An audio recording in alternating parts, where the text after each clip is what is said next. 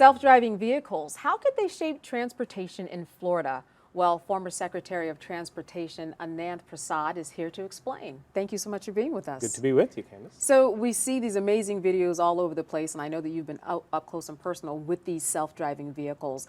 I just want your first opinion about what do you think about them overall, because you have seen them up close and personal, how they operate and function. It's going to be totally revolutionary. Think about it. And the main emphasis of automated cars, the jargon that most transportation professionals use, is safety. 2014, 32,000 fatalities on our nation's highway system. Florida, 2,500 fatalities here. And the automated cars, I think people get kind of freaked out about the fact that the car is going to drive by itself at 70 miles an hour on Interstate 10. But there's a lot of features of automated car that really adds to making our commute safer. In case, if you're driving down a road in a busy city and a pedestrian comes in front of you and you're not paying attention, the car would automatically take control and stop the car before hitting the pedestrian.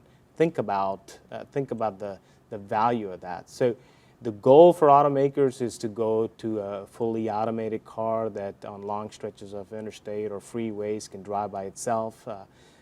Before we get there, a lot of technology advances have to be made, but the semi-automated features such as the proactive control of stopping for a pedestrian, or if you're driving too fast on a curve, the car can slow it down so that you don't run off the road into the ditch or hit a tree, so to speak.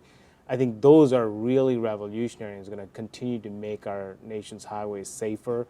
And the goal for all DOTs is to go to zero deaths. We have seen so many transformations in transportation, whether it's Uber, whether it's added bike lanes.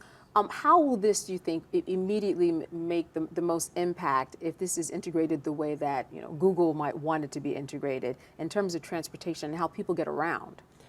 I think it's safety. I think the biggest impact initially we're going to see is safety, where the collision avoidance system is going to be very much. There's also the concept about cars can follow each other closer, so that safe distance, so you can squeeze more capacity, more cars on a highway. The 3-second rule that we all get taught about in our driver's license when we take our driver's license test. Does the 3-second rule still apply when all the cars are automated? But remember, the fleet takes about 20 years to recycle. Mm-hmm. So it's going to take a while before we get to a fleet that every car on our highway is automated. But as car changes, as new technology comes in, safety is going to be the biggest benefactor. And so is the goal here that people will individually own cars, or that they will somehow, the cars will be on the roads in some other way? Well, so that takes into the ride share. If you ask Google and Uber and those folks, they will tell you that you can call for an Uber car and the car drives itself to you. Mm-hmm. And then, as you know, in Uber, you tell them where you're going, where you want to get picked up, and where you want to go, and the car drives itself. So again, that's the iteration, I guess maybe the ultimate goal of an automated car with the ride share and some of the disruptive transportation technology we're seeing. But I think in the onset, I think you're going to see a very incremental increase in safety and mobility and efficiency of the transportation system. That right now that we can't build ourselves out of congestion. The thought process is, when are we going to stop building more highways and so on and so forth. Right. Transit, Uber plays in a rideshare, on-demand service has the last mile connectivity from, in Florida, it rains, it's humid, and you don't want to stop at a bus stop to catch a bus, to catch the train. Think about an on-demand car when you can sit at your home, know when the train's coming, and be able to call for an Uber that comes pick you up, takes you to the station, and get on a train.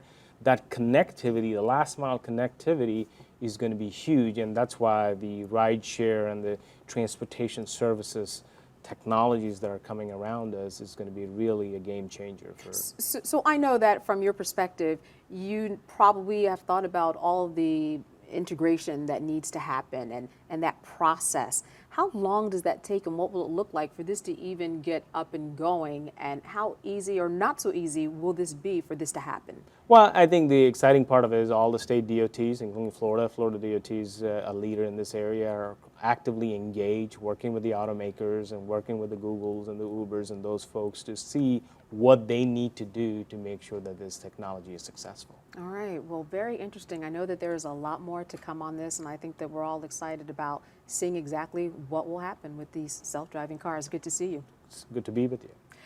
I'm Candace Kelly, and we've been talking to Ananth Prasad with a special edition of Comcast Newsmakers from the state capitol in Tallahassee, Florida. Thank you so much for being with us. Thank you. Good to see you.